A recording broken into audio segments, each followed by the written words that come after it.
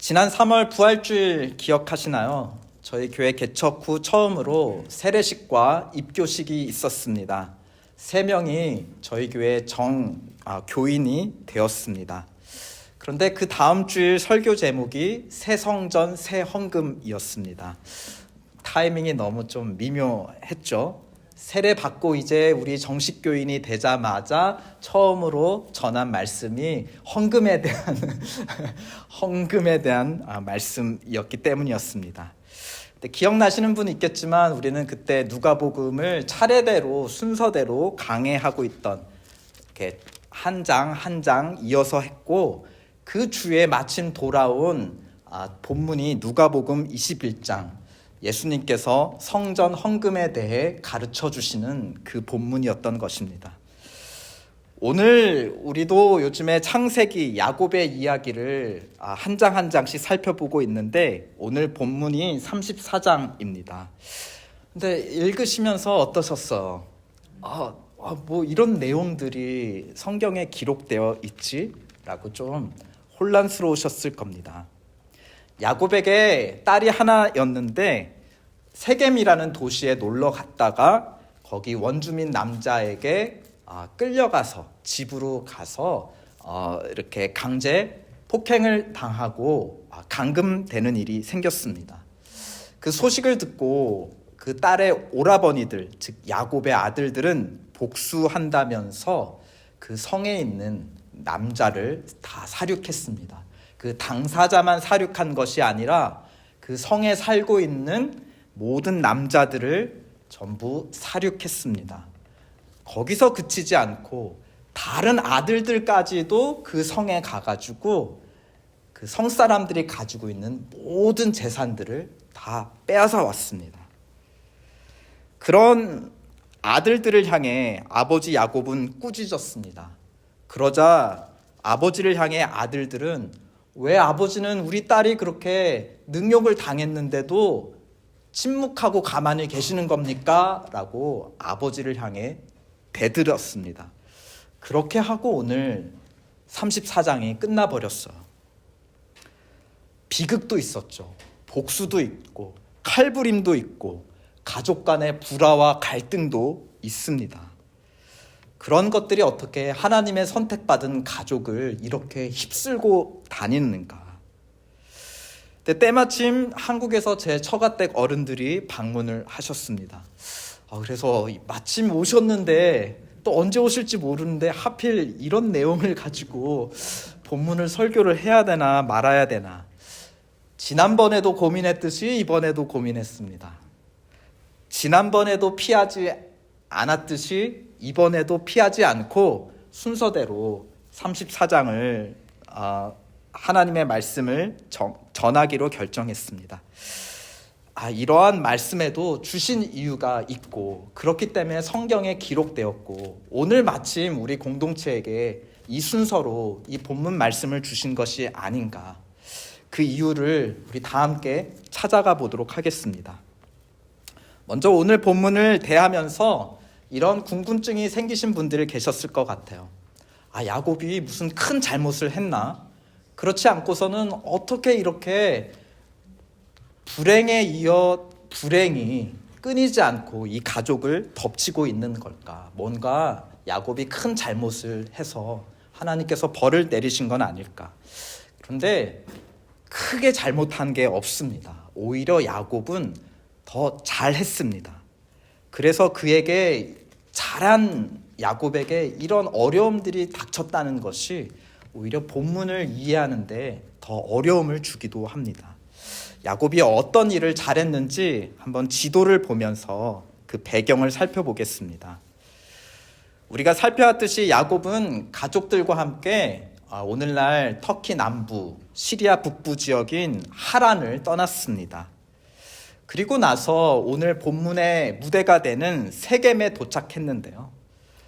33장 22절을 보시면, 33장 그 전장 20절을 보면 그가 세겜에서 제단을 쌓고 그 이름을 엘로 해 이스라엘이라 불렀더라.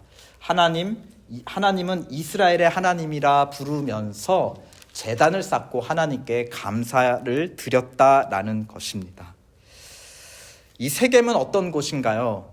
하란을 떠난 할아버지 아브라함이 처음으로 약속의 땅에 들어와서 처음 제단을 쌓은 곳이 바로 이 세겜이었습니다. 그러니까 야곱은 할아버지 아브라함을 따라 하란을 떠났고 또 할아버지 아브라함을 따라 세겜에 들어와서 할아버지가 처음 제단 쌓은 곳에 그도 할아버지를 따라서 제단을 쌓았다. 그리고 나서 아브라함도 베델을 거쳐서 헤브론까지 내려갔는데요. 이후에 살펴보겠지만 야곱 역시도 베델을 거쳐서 헤브론까지 내려가면서 아브라함의 발자취를 따라갑니다. 나중에 아브라함은 이집트 그 밑에 애굽에도 내려갔다 오는데 우리 야곱도 아들들과 함께 이집트에 내려갔다가 다시 올라오는 것을 우리는 잘 알고 있습니다. 이토록 야곱은 조상 아브라함의 발자취를 따라가며 거기서 제단을 쌓고 하나님께 감사의 제사를 드렸는데 그러고 나서 이러한 끔찍한 일들을 연달아 당하고 집안이 풍지박살이 났다라는 것입니다. 세겜에서 아브라함은 혼자 제단을 쌓았습니다. 그런데 손자 야곱은 혼자가 아닌 11명의 아들들과 함께 제단을 쌓았습니다. 하나님은 아브라함 한 사람을 통해 큰 민족을 이루겠다라고 약속하셨는데 그 약속이 몇 배가 되어 성취되었던 것입니까? 10배 이상은 되어 야곱과 11명. 아브라함 당시에는 하나님을 믿고 섬기는 사람이 하나도 없었는데 그 한 사람뿐이었는데 이제 야곱이 세겜에서 제단에 쌓아 하나님께 감사를 드렸을 때는 혼자가 아니라 적어도 그와 11명의 아들들, 하나님의 백성들이 늘어났다라는 것입니다.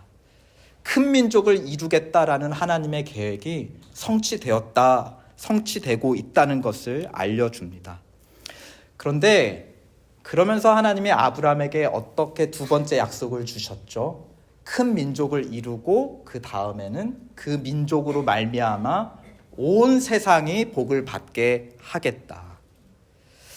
그런데 오늘 본문에 따르면 한 명이 11명, 12명이 되는 약속은 이루어졌지만 그들로 말미암아 주변 사람들이 복을 받는다는 약속은 오히려 반대로 어떻게 됐어요?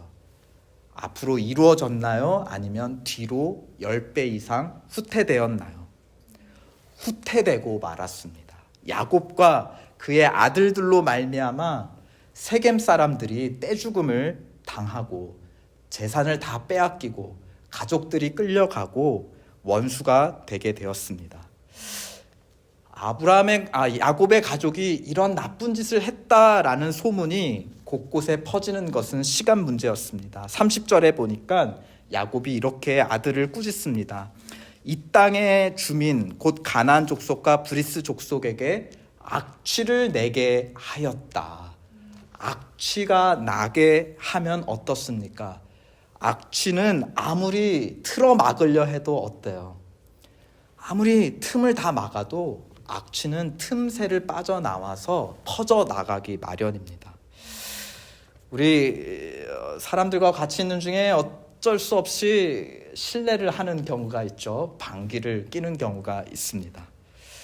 근데 그 방귀 뀌고 나서 냄새 안 나게 아무리 하려고 해도 옆 사람이 이거 무슨 냄새야? 누가 방귀 꼈어? 라고 다 알아차리게 되죠. 우리가 할 수 있는 최선은 무엇입니까? 냄새를 나게는 못하고 안 나게는 막지는 못하고 다만 방귀 낄 때 소리를 안 나게 껴서 누가 꼈냐 그랬을 때 나는 끼지 않았습니다 라고 발뺌하는 방법밖에는 없습니다. 그만큼 악취라는 것은 아무리 틀어 막으려고 해도 야곱과 그의 아들들이 나쁜 짓을 했다는 그 나그네들이 와서 우리 이 원주민들을 나쁘게 대했다라는 소문은 퍼져나가기 마련이었다라는 것입니다.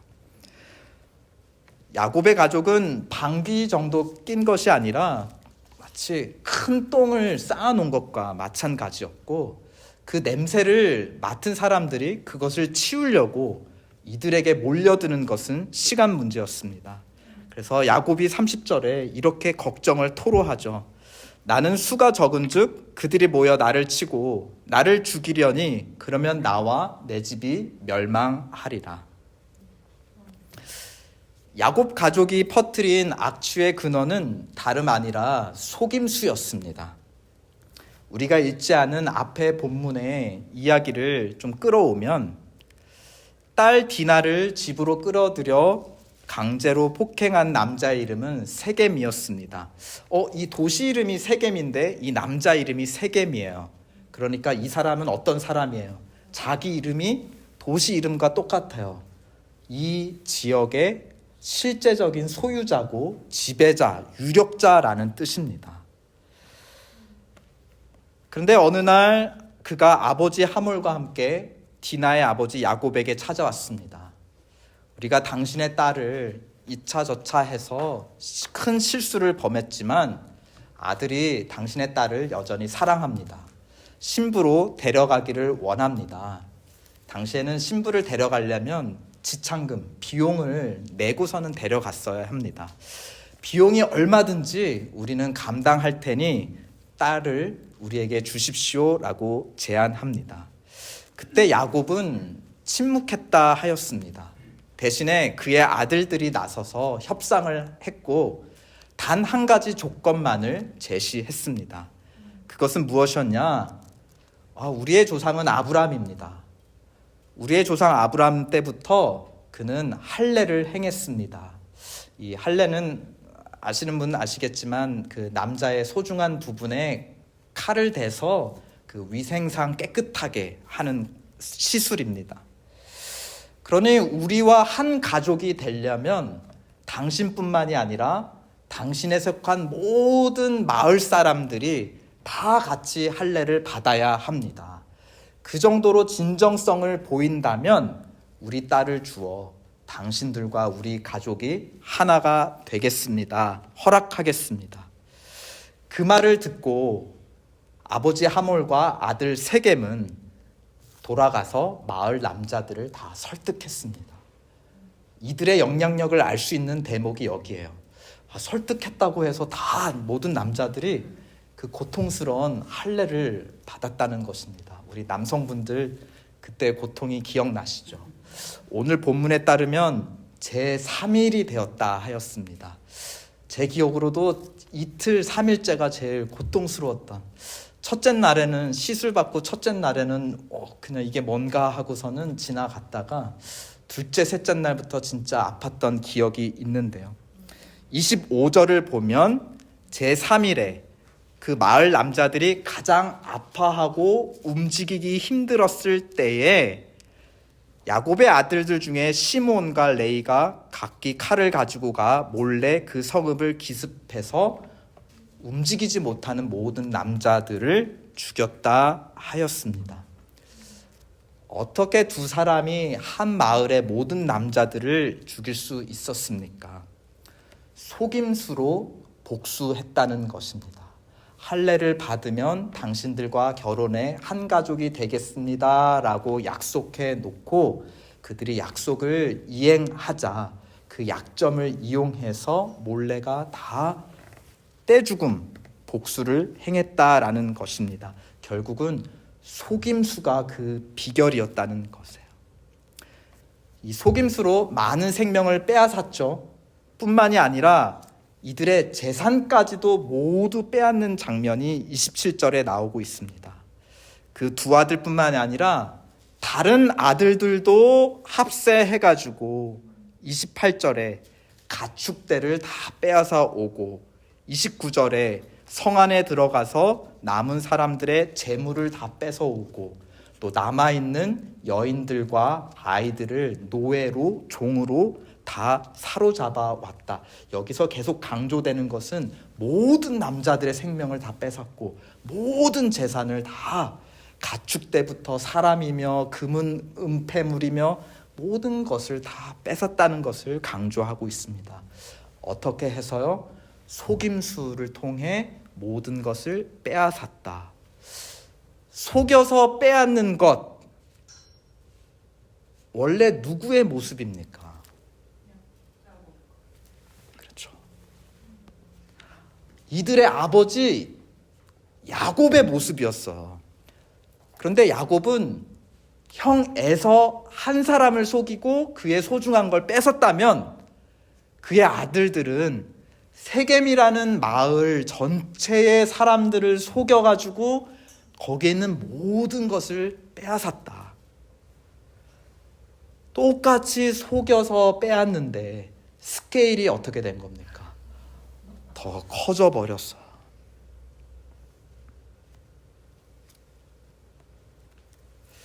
그들이 모여 이제 나를 치고 나를 죽이리니 그러면 나와 내 집이 멸망하리라.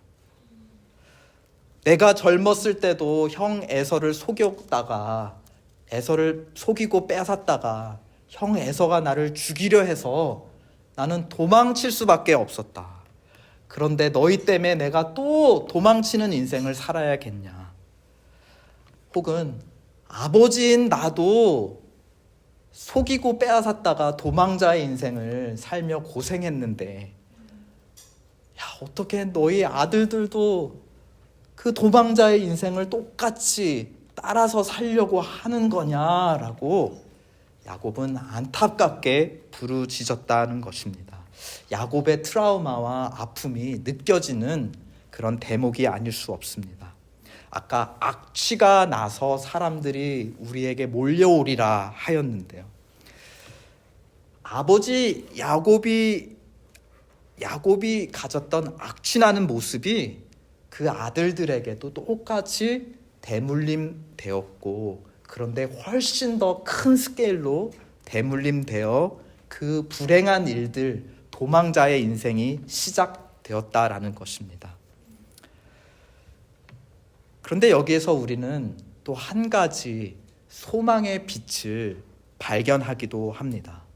그렇게 형 에서를 피해 도망치던 야곱을 하나님께서 베델에서 만나 주셨어. 그 이후로 함께 동행해 주셨습니다. 그 끝에 야곱의 이야기는 어떻게 마쳤죠? 야곱은 다시 하란에서 돌아와서 형 에서를 만났습니다. 그리고 형 에서를 하나님으로부터 받은 축복으로 형 에서를 축복해 주고 많은 가축대로 그를 축복해 주었습니다. 에서는 그것을 받았습니다. 야곱은 거짓말하고 속이고 빼앗는 자였지만 하나님을 만나고 난 이후에 그 끝은 어떻게 되었다고요? 형 에서를 축복으로 채워주는, 하나님께로부터 받은 축복으로 그를 채워주는, 복주는 인생이 되었다는 것입니다. 아브라함에게 주셨던 약속, 너로 큰 민족이 되고 그 민족으로 말미암아 온 세상이 복을 받겠다. 그 약속이 야곱을 통해 성취가 되었다는 것입니다. 그렇다면 만약에 야곱의 아들들이 똑같이 아버지 야곱의 악취를 물려받아 지금 그걸 풍기며 도망자의 인생을 살게 되었지만, 만에 하나 하나님께서 또 이 아들들을 만나 주신다면 이들의 도망자의 인생 끝에도 속여 빼앗는 자가 아니라 오히려 하나님으로부터 받은 축복으로 많은 사람들을 축복하는 반전이 있을 수 있지 않을까요? 우리는 이번 이 비극적인 오늘 본문에서 또 하나, 사람의 눈으로는 정말 비극적인 대물림이었지만 하나님의 구원의 역사 관점에서 보면 알 수 없는 소망이 숨겨져 있는 것을 우리는 발견할 수 있어야 합니다. 그리고 이어지는 창세기 이 장들은 하나님께서 그 아들들을 어떻게 만나주시고 어떻게 사용하셔서 이 속이고 빼앗는 자들을 오히려 축복하는 자들로 바꾸시는지 이 창세기가 증언할 것입니다. 대물림의 저주 가운데 빠져있는 야곱의 가족, 아버지 야곱을 구해 주실 수 있었던 유일한 분은 하나님 한 분이셨습니다. 이 아들들을 구해 주시고 변화시켜 주실 수 있는 분도 하나님 한 분뿐입니다. 30절에 보면 아버지 야곱이 이 아들들을 꾸짖어요. 그러면 아버지가 꾸짖었다고 해서 아들들이 아버지 우리가 크게 잘못했습니다. 회개합니다. 용서해 주십시오 라고 무릎 꿇었습니까? 아닙니다.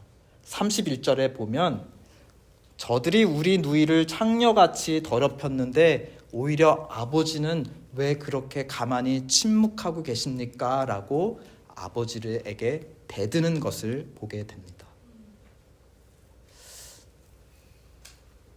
꾸짖었다고, 화를 냈다고, 사실 그대로 지적했다고 해서 야곱의 아들들이 변하지 않았습니다.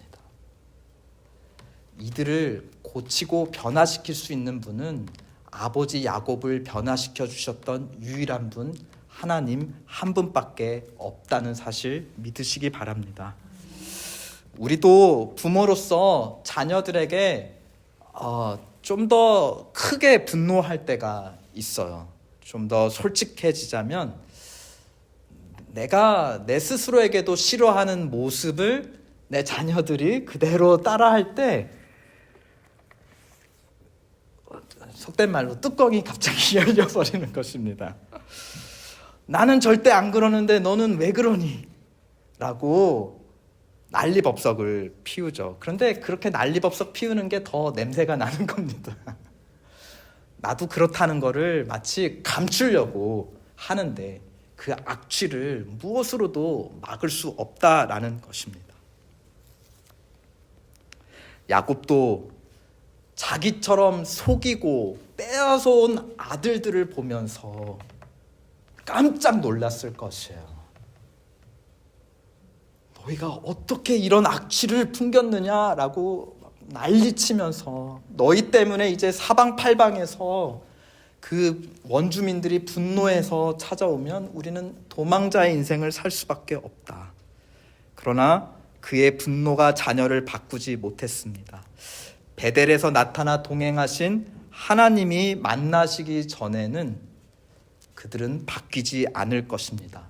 그런데 야곱에게도 변화가, 하나님을 만난 이후의 변화가 하루아침에 이루어진 것은 아니었어요. 그것은 몇십 년에 걸친 동행과 동거를 통해 야곱도 변할 수 있었습니다. 야곱의 악취를 참고 인내하시며 그와 함께 하신 하나님이 함께 하실 때에 이제 야곱의 아들들도 변화할 수 있을 것입니다. 또 우리도 변화시켜 주실 수 있을 것입니다. 우리의 자녀들도 변화시켜 주실 줄 믿습니다. 근데 31절의 마지막에 보면 시몬과 레이가 아버지 야곱에게 말대꾸하며 대듭니다. 그리고 나서 32절이 있습니까? 없습니까? 없습니다. 무엇을 암시하나요? 그 대꾸를 듣고 야곱은 할 말을 잃고 침묵했다라는 것을 암시해 줍니다. 야곱의 침묵은 한편으론 이제 야곱도 때가 되었구나, 이제 힘이 없구나, 장성한 아들들의 목소리를 감당하지 못하는구나, 이제 야곱의 시간은 끝나가고 있음을 암시합니다. 이제 다음 세대 그 아들들의 시간이 찾아오고 있음을 32절의 침묵이 우리에게 가르쳐 줍니다. 마찬가지로 오늘 본문부터 이후로부터는 하나님의 관심도 이제는 야곱에서부터 누구에게로 옮겨질까요? 야곱의 아들들, 자녀들, 후손들에게로 옮겨가기 시작합니다. 우리도 점점 자녀들의 말대답에 침묵하는 시간이 찾아오고 있습니다. 어떤 분들은 찾아오고 있는 분들이 있고 어떤 분들은 이미 찾아온 분들도 계실 겁니다.